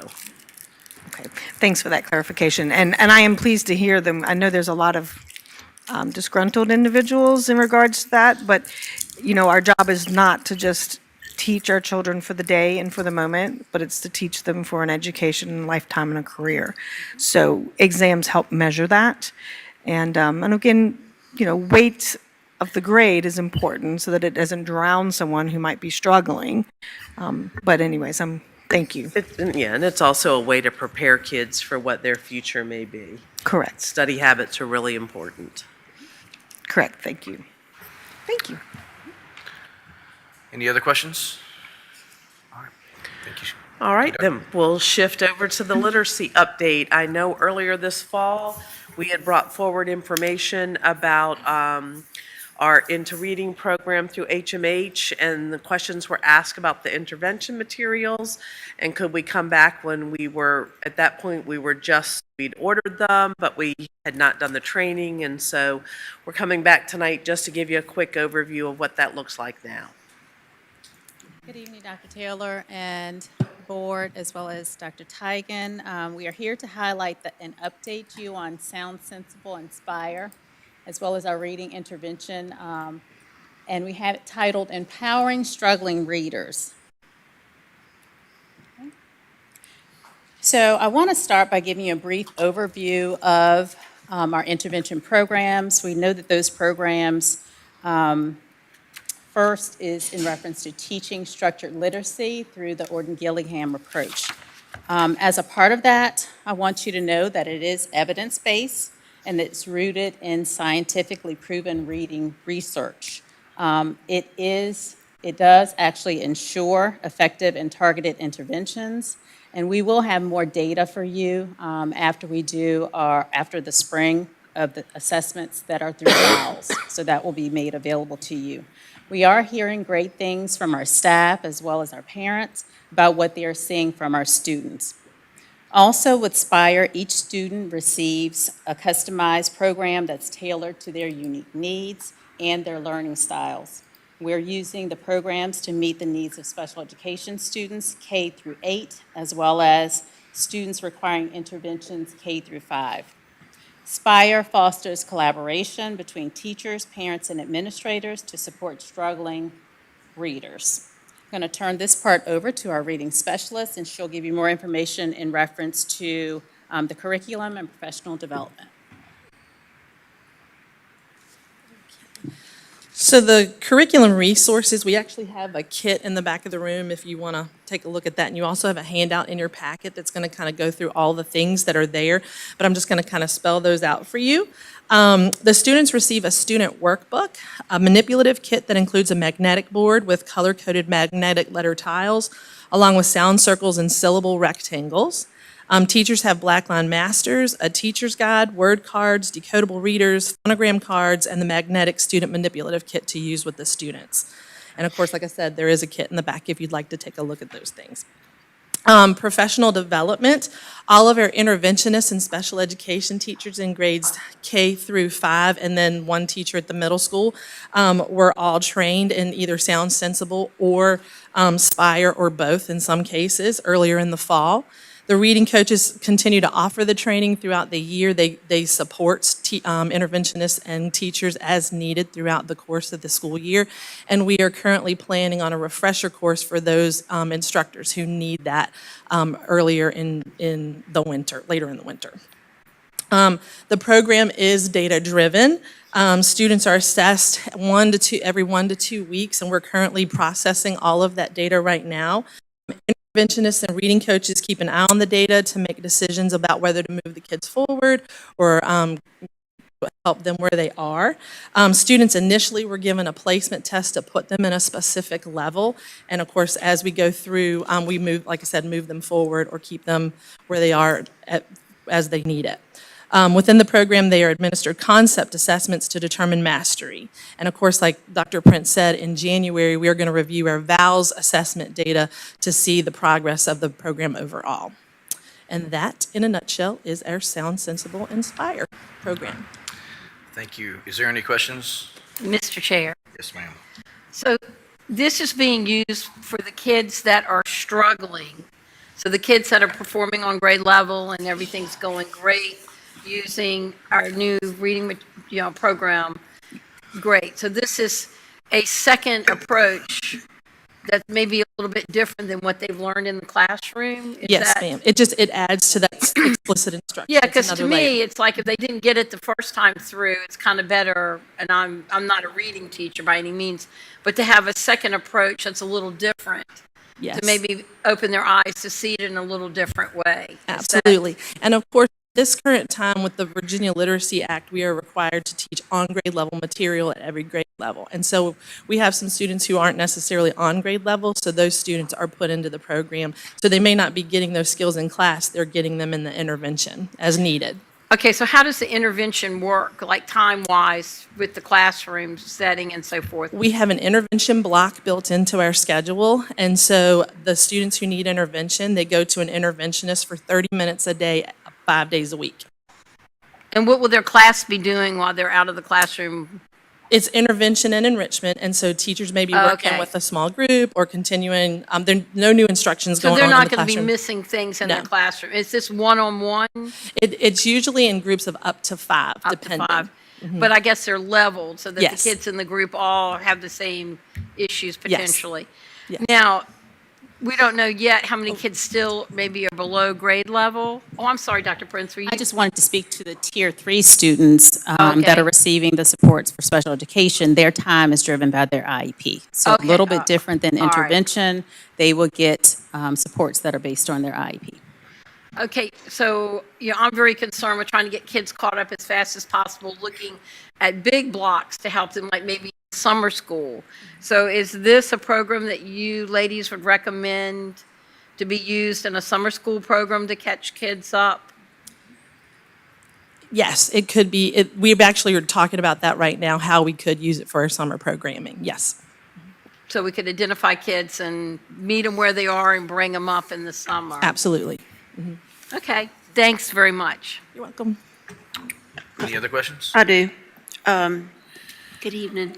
I like that you've presented this as how this program is, what it's based on, the personal needs, but I'd like to point out the third part, which is the collaborative effort, meaning there is work that, and support from home that is needed for these students as well. I'm glad to see that, and I hope all the parents are supporting the efforts of this program. My question is, if a student is being supported by the intervention, and I think you pretty much answered it, they are still going back into the classroom doing grade level work. Yes. So it's an effort to fill in the gaps of the skills they need to then apply on the grade level where they are. Yes, ma'am. Whether it's fourth, fifth, fourth, okay. Yes, ma'am. And they would be assessed on grade level material as Yes. well, right? Yes. All right. Good, thank you. You're welcome. Any other questions? Just a comment. I'm really pleased to see this. I know we have a lot of students that are not on grade level, and they've been struggling. So I commend both of you all for doing this and implementing this program. I know it's always difficult when you're implementing something to teachers because they struggle, because they have so much on their plate to learn something new. But I'm hoping everyone's embracing this. And so 2 other points on that. The personalized approach, I think, is amazing because each child learns differently. I've had my own children, and they all learn differently. So I'm pleased to see that that's built into this program. And then the collaborative effort. I do hope that the parents that are listening and watching want to really, really embrace this program and help support you all as the teachers and our school system to do as much as they can at home to support this and encourage this. And I think it's also important to let our children know that they're not failures. They're not, there's nothing wrong with them, okay? They just need a little catch up, a little boost. So I had a little thing I used to tell one of my children that struggled with school, that we were in mommy boost mode. So, now we can be in teacher boost mode and then parental boost mode. So hopefully our families will, support this. So thank you for all that you've done. Thank you. Thank you. Okay, Let's move right along. we'll continue on. The next item is an update on the Pocahontas Landmark Center building and grounds discussion. I know that when we had our joint meeting with the Board of Supervisors, Jumped one. did I? Special election. Oh, I'm so sorry. I missed E. I did it last month, so you're okay. Thank you. I'm in great company. Hey, Thank let's you. skip that anyway. I don't want to have to do it. Upcoming special election in January of 2025. We know that it's been put on our radar that there'll need to be a special election. The date has not been confirmed yet. We know what we anticipate, but it would be using our middle school again. And so just wanted to let families know that when we get the date, we'll be looking at communicating how we're going to do a virtual day again for our middle schools, and our elementary and high schools it would be a regular school day for them. The date that we anticipate is the 7th of January, which is the date of which we come back. We come back on the 6th, and so the 7th would be the second day. We anticipate having a firm date on that, I would hope, by next week, and we'll be sure to communicate out, but wanted just to share that with our families at this time. Dr. Tigan? Yes, ma'am. I'd like to make sure the public understands that public elections trump us in the school system, so we have no ability to refuse to let the special election take place in our school building. Because I've had parents say to me, just tell them it's not going to work out. We don't have that option. So I want everyone to get the word out there that the election trumps us, and we have to. Sorry to interrupt, but That's just want to okay. make people And know. Dr. that we Tigan, I have a comment for that as well, because I think our Board of Supervisors could make a change in the location of the precinct And I feel like that is something that needs to be discussed with them, to find another precinct space for these, for our voters, whether it's a special election or a regular election. I could go into all the whys for not using our schools and disrupting our day, but the virtual day has proven not to be effective. It's a negative effect on our teachers and our students. The quality, effort, and the concern is just not evident in the work that's either put out there or completed by our students. The availability of strong internet to all in Powhatan County is not happening yet. But even if it is, it's still not the best way for our students to learn. And I think that this is something that needs to be discussed with the Board of Supervisors, that this change needs to be made. If we continue to let them nudge in and use our school, then they'll continue to nudge in and use our school. And I think we should just say, we want you to find another place. Well, last week, I had a conversation with a member of the electoral board and shared the similar sentiments. At this point, we're so close to a special election, we have no option, as you know. But I think they understand that we would prefer it not to be at our middle school, and I think they're going to really strongly look at another option. Problem with that is just not a lot of options out there, unless we could, with the new renovation to Station 1, could go back to the firehouse there, like we were 4 or 5 years ago. I think it's important for the constituents to realize it has to be in the district of which the voters, live. So it does limit, but obviously I think everyone would like to see it move out of the middle school because of the disruptions that occur.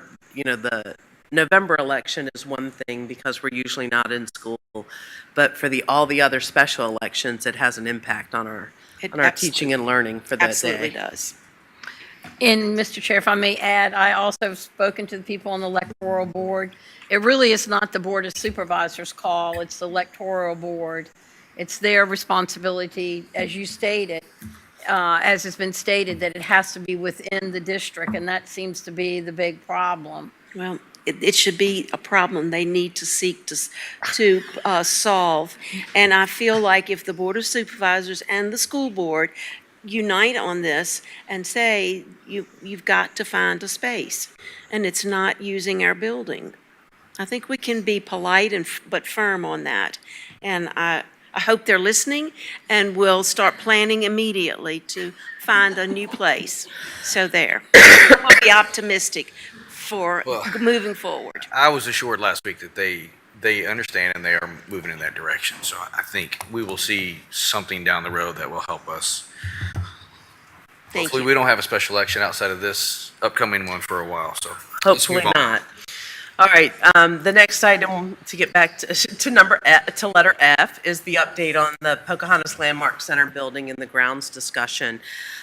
We had a joint meeting between the school board and Board of Supervisors back in, I believe it was October, and the decision at that point was for us to come back, for Mr. Chardine and myself to come back to our boards with some recommendations at that time. There have been some other things that have occurred since that point in time. And so I'm coming back tonight to say that while we don't have like a firm lease or to be able to share with you tonight, the plan is to have something by our February meeting. We are working to define what is, we understand that there is a lease that was put into place in 2019, but we know that it needs to be amended to reflect our current understanding of the interconnectivity of this building and that building. Everything is not as simple as you think it's just a building out there. And it's a separate piece, and so we know it's much more complicated than that with all of the systems that are integrated in this building. And so as Mr. Benway alluded to earlier tonight, talking, one of the conversations was about, who has responsibilities for what part in this lease, and really making sure that, that the decision sort of was, let's put everything that's outside the building, so that would include the fields and so on, to the county's responsibility. And then everything that's inside the building, so whether that's HVAC, fire alarm system, that would be our responsibility. And since it is so interconnected, that building would remain our property, which would mean we would go back and rescind the resolution that was put in place. And so the staff, we're working on that. Mr. Benway is working very closely with Mr. Hagee, and then we'll get back together. Mr. Chardine and I will meet with them, and we will have something to come back at our meeting in February. Well, and I thank you, Dr. Tigan, for seeing the need for getting it right going forward. I think For everyone's both. committed to that. Yes, thank you. All right, the next item is, because this is a change in name to some software that we already use, I wanted to at least explain what school care is. It is our electronic EMR, medical records. So it's where, when kids go in the clinic and we have notes about whether they got hurt or whether they took medications, all that's recorded in our, what's called an EMR, the electronic medical records. And so they have changed names, and we have a new contract with them. The only people that have records, I know we're very, very concerned about who has access to our student data. And so there's privacy rights associated with health records, and the only people in our schools even that have access to it are like our nurses and the principal in the building. So it's the people in the clinic that are needing to record the data on our students. And the system is actually kind of nice because it allows things to be communicated with our families so they're kept up to date. But it's a new contract that's on the consent agenda, and I just wanted to be able to share that and answer any questions you might have. Mr. Chair? Yes.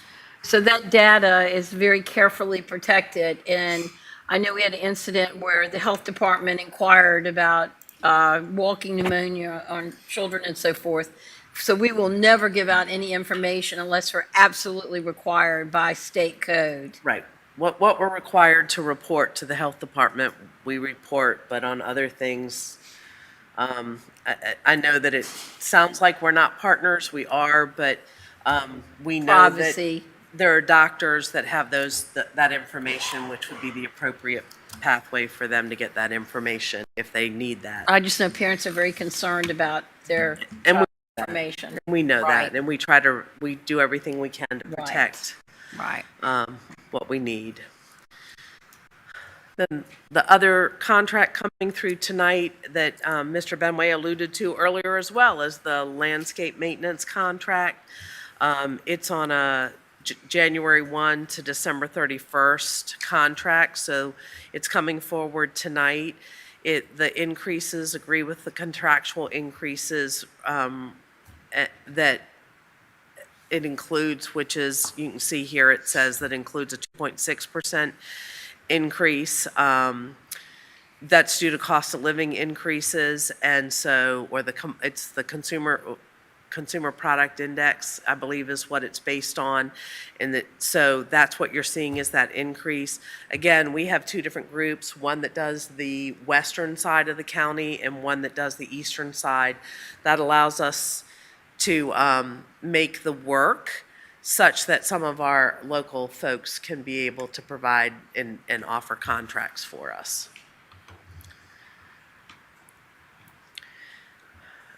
And then you heard too about the vehicles and what we do with surplus. We do have a list of vehicles that have been surplused and sold. And so the list is here. There's about not quite $13,000 that we've gotten that'll go back into our county money here, our school's money. Maybe help purchase another vehicle or part of one. Maybe. A wheel or two. And then we do have some donations. There was a donation made to Powhatan County Public Schools by Powhatan Fast Pitch Softball. That was specifically made to support the the softball. I'm sorry, it was lunches that we're covering at the 3 elementary schools. And then we have a donation to Pocahontas Elementary from Murray and Kuhn and Midlothian Family Dentistry, where they were donating toothpaste tubes where kids were trying to, needing to push toothpaste out. And I'll show you a really quick little video that the teacher used to capture what was happening with these donated toothpaste tubes. You got to take back all those things you said and did that you regret.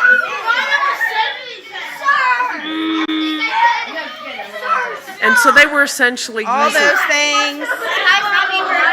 someone else is playing. Yeah, mine's not really going back in. Yeah, it's not. You got to try harder. Yes, we're good. But essentially, they were using it for a lesson on, bullying, being superhero for a day. And so when you say mean things, it's not so easy to get it back, just like it's not easy to get toothpaste back in a tube.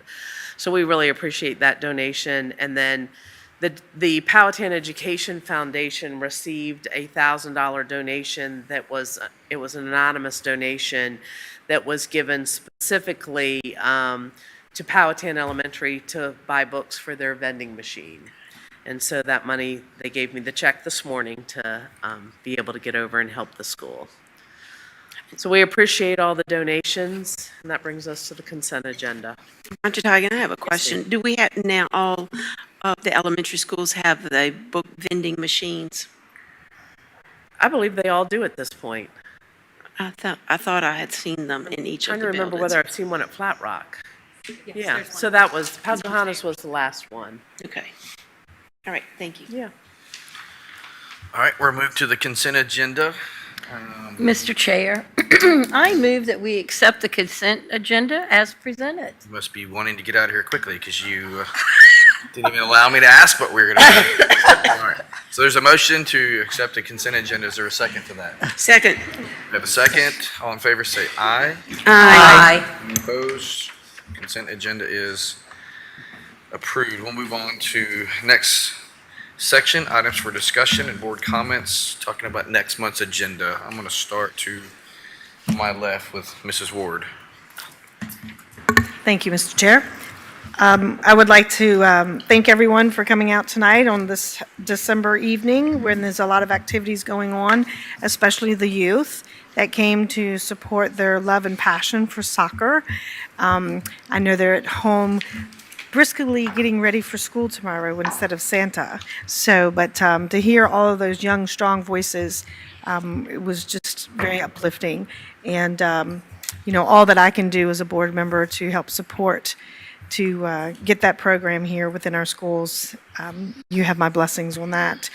I'm also would like to speak again in regards to the Spire program and great work to our education team there to help empower those struggling readers. We do have so many that were, didn't receive quite the education that they should have during those COVID years. And I feel that this is a really great program that'll help bring those children back up to speed, or back up to level, actually, because reading fast is not our goal. We just want them to understand exactly what they're reading as well. It's not necessarily the speed. So based on that, I'd also like to encourage our parents to engage your child's education. So as these new programs are rolling out, we're doing what we can here as a board, along with our educators who are implementing these programs, to work with your children, work with your teachers, allow them the time to focus on this, and do what you can at home to help them. Limit possibly activities if necessary, because their education is first. If sometimes you can kind of delay that quick gratification of what a child wants right now to see what's most important for a child later in the future, that's really a grand goal for being a parent. And then just like to leave you all with this Christmas and holiday season. for everyone to rejoice with one another and to enjoy this festive holiday and to stay safe and driving and such. And thank you. All right, Mrs. Hurt. Well, I enjoyed the Christmas parade Saturday. It was cold, but I was so proud of seeing all of the Powhatan kids' participation in it. It was a lot of fun, and Bluey was even in the parade. So that was kind of exciting for my grandchildren. As I look forward to the new year, I start setting goals for what I'd like to see to wrap up the school year. And the girls' soccer team, many of you may know this if you're listening at home, we tried to help make this happen last year. And last year in our budgeting, we made a list of key needs that we wanted to be funded by the Board of Supervisors. We did not throw out the girls' soccer team. They would not fund anything on that list. So it wasn't that we targeted and removed the girls' soccer team. We did not get anything on our wish list, if that's what you want to call it. You know, I'm an advocate for girls in sports. I think we need it. We've just got to work within our budget constraints and look to maybe making it a club team, and it's great. I know Mr. Nelson has done research that he shared with me on, you know, who we could play and so forth. So, you know, I will be a supporter, and I will not put this on the wish list. I will try really hard to make sure it's embedded in the budget so that for next year we get it. Now, looking forward to the rest of the year, I want to encourage our board that we look into for ourselves. We encourage our teachers to do professional development. I hope that sometime before the school year is up, because it's flying by, that we can look at doing some professional board development on possibly governance. I know SBMA, School Board Members Association, some of us have gone to some of their conferences, and they seem to be pretty much in line with what our community supports. It has been mentioned that we really need to expand our workforce readiness, and I'm hoping it's not going to be something that can happen overnight, but in past, I've spoken with different localities. I know Dr. Tigan's worked tirelessly on trying to figure out some kind of joint venture of a career center for not just Powhatan, but surrounding localities that could work together.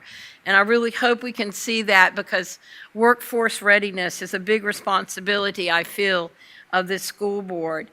Talking about responsibility of the school board, it's great when people get up and make public comment, but we can't talk back with you. We can't discuss things. So I want to throw out there that maybe, I know Miss Michelle and I have been doing monthly town hall meetings, and attendance has kind of dropped off.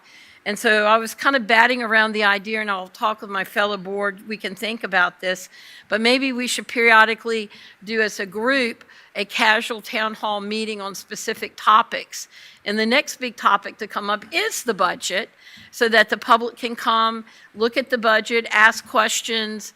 As you can see, things cost a lot of money, and we've got a lot of projects to meet. And if you just look at the monthly electric bill from Dominion, it blows my mind. I'm like, whoa, wish I owned stock in Dominion. But anyway, as I said, I hope that that's some area that as a board we can look at. Now, something that I've become recently involved in, and the school hopefully can get this information out. It's been brought to my attention, and I care about all children in Powhatan County and the surrounding area, foster children. I had no idea how many foster kids are in Central Virginia, and there are ones in Powhatan County. So hopefully some information can be sent out to all parents and staff to put it on their radar in this holiday season and think about these children. And I've met with United Methodist Family Services people that are placing kids in foster, and it was astounding that I found out that they're children that don't have any place to go, and they keep them in their offices. They're sleeping in their offices. That's their home. And that just broke my heart. So at this time with Christmas and so forth, I hope that we can all look within our heart as the wonderful giving community that Powhatan is, and keep any group or people that are less fortunate than we happen to be. And in closing, I hope everyone has a very Merry Christmas and safe and happy holidays. And we've got a few more days to school, so tell your kids, don't stop learning now. We still have learning to do to that last minute, and to be ready in January to come back and enjoy the wonderful environment that we have at Powhatan County Public Schools. Like I said, Merry Christmas. Mrs. Wade? Just very briefly, I want to say thank you to the young ladies that did get up here to speak tonight. Very proud of them. I see great leaders in the making, great leaders already. The only other thing I want to say is I did get to speak the other night at the Powhatan High School National Technical Honor Society induction, and it was my honor and pleasure to see these kids get to, young adults, let me correct that, these young adults receive their honors for their CTE work. It's a lot of work, and we're hopefully raising really good students here. Thank you. Ms. Smith? Yes, thank you. First, I'd like to say that Mrs. Wade and I attended the VSBA annual convention in Williamsburg back in November. It's a big group of educators, school board members from across the state of Virginia. Lots of people, lots of speakers, both motivational and concerning overall educational needs and changes. In regards to the proposed VSBA bylaw changes, Amendment 1, for the purpose of clarifying your ex officio members, was defeated on a vote of 2 to 87. 2 said yes, 87 said no. They felt the language was vague and unclear term limits, and they put it into it right there. Amendment 2, changes to the regional elections, again, was voted to get down 32 to 53. They felt that more members attended the VSBA fall convention over the regional meetings because there could often be a conflict with board members and scheduling, and you have to be present to vote on those elections. So again, that change was defeated, and it will remain to be done in the fall at the annual convention. Then proposals 3 and 4 were passed, one on indemnification and the other on membership and dues. But Mrs. Wade and I were very happy and proud to represent Powhatan County at this convention, where it's always a lot to learn, and it's good to hear discussions from school board members across the state of Virginia. Sometimes we think we're in this alone, but we're not. And some of the same issues are happening everywhere. Now, which brings me to my other comments. That was my report. Now it's my comments. First of all, it saddens me greatly that vandalism is a topic that we have to discuss that is happening in our schools.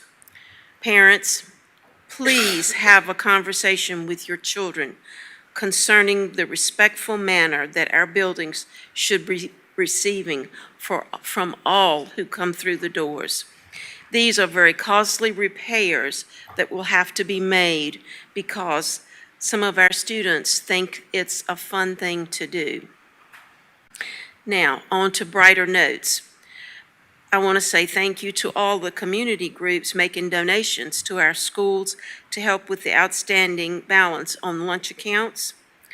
Congratulations to Zay Ferdos at Pocahontas Elementary School for receiving an Ag in the Classroom grant.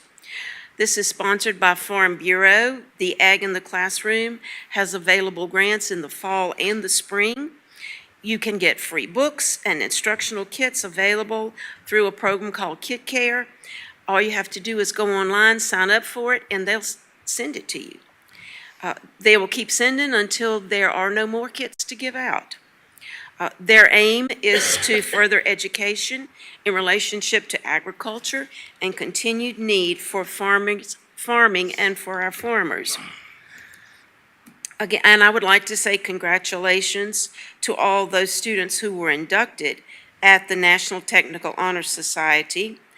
Congratulations to those students and also to the proud parents of those students. I also attended the legislative breakfast of the Jewish Community Relations Committee in Richmond.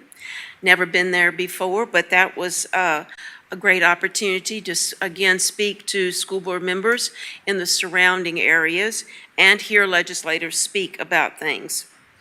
Now, one of my most amazing attendance places that I attended was the Powhatan High School and Powhatan Middle School Christmas Chorus program. It was absolutely amazing. Thank you, Terrell Dean and Rachel Snyder as directors and all the singers from the middle school and the high school. I look forward to hearing more from you. And again, I would like to also say thank you to all of our girls who came out, and girls and adults speaking on behalf of the soccer team. It is certainly something that will be discussed, and if we can make it happen, we will do our best. I also attended on Monday morning at 8 o'clock, since I am the school board representative to the ELC, which is the Extension Leadership Council here in Powhatan County. And I'd like to give a shout out to Kathy Howland, Allison Walters, and John Few, who keep the 4-H programs. They support our Farm Day, just to name a few of the things that they do for our community and for our students in Powhatan County. Also, the Gifted Advisory Committee met at the end of November, and thank you to all of the staff members and the parents who work so diligently to make sure that the needs of all of our students are met. And then I would just say to everyone, have a safe, relaxing, peaceful holiday and winter break. I would look forward to all the exciting school happenings starting back in January of 2025. Thank you. Thanks. It's always a joy to be able to celebrate with students and our faculty and employees when they are achieving different things, and so that's why we spend a time each and every month in our board meetings to celebrate them, to recognize their achievements. And so I was, like a couple of other board members with the National Honor Society, the inauguration of the National Honor Society for our career and workforce folks this past Wednesday, and that was neat to see that whole presentation, so many students going across the stage. And also on Wednesday, I got to watch Matt Henderson sign, consensus 4-star recruit from Powhatan, to sign with the Penn State Nittany Lions, who are in the college playoffs. That is a big deal for our county. It's not to say he's better than any other football player that signed with another school, but that is really, really significant thing this year, just where the Penn State program's at. So congratulations to Matt and the whole Henderson family. I know they're super proud of him. I share my fellow colleagues' sentiment with the young ladies tonight and the families who have come out to share again with us the need to have a girls soccer team, and I think we wholeheartedly support that and will continue to work to make that happen. I agree that girls should not have to play against boys at this age, and it seems like now that there's a plan in place, or there's a path, where last year wasn't necessarily a path to have opponents. It's one thing to fund a team, but if you have no ability to play because there's no teams to play, you're funding practice. And so I think now, from what we've heard this evening, it seems like there's a path to make that happen. So we'll continue to work along those lines, and hopefully it will come to fruition in the coming months for next year. I would like to ask us as a board, Dr. Teigen, I guess I'm asking you, see if we could have an update on the scoreboard that was presented last month, I think it was, October, to see if we could get some progress there next month, or an update on the progress next month. Can we wait until February? We're working on some Sure. things, and it's short time between now and January. We got Christmas or something? Yes. Oh, I'm only asking But yes, I because we was- want to keep it there, but we're working on some things. If we have it ready, we'll bring it in January. If not, definitely. That's fine. I know there was a desire to have it in place for graduation, and that is quickly approaching us, so. If we're in the elementary planning phases, It's it may money, not happen. it's money phases. Oh, that's no problem. We You got- can just write a check. Yeah, Vicky, Mrs. Herter write a check for that, it's fine. She told me earlier. All right, Dr. Tigan, it's all yours. All right, thank you. I know most of you have hit on things that I would probably share tonight. I do want to reiterate, though, about the last year with the girls' soccer program. If you go back and look at the budget process, it was on there, and it included everything that was needed to support the program. And there were even teams identified that to be able to play. And Dr. Alejandro had worked, I know, with the parents and with local schools in the area to find enough games to make it work. It truly came down to money, and when there was no additional funding, in addition to the no initial funding, that there was also a cut made to our budget. That, along with everything else pretty much on the list, did not make it.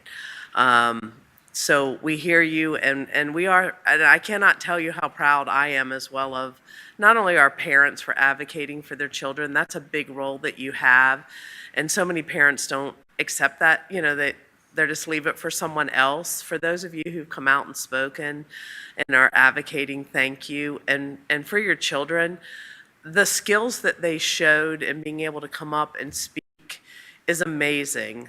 Those are life skills that are going to take them far. And,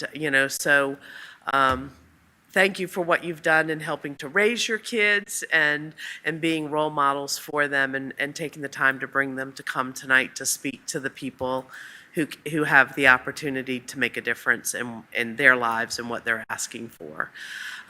With that, I'll just say I hope everyone has a safe and wonderful holiday. We look forward to shutting down for 2 weeks and being able to give families no conversation with schools, and we'll be back and ready to roll on January 6th. Thank you guys for being here. We have no one who signed up for the second public comment period, so we will not keep you any longer. So thank you for coming out. Merry Christmas, and we will see you next year.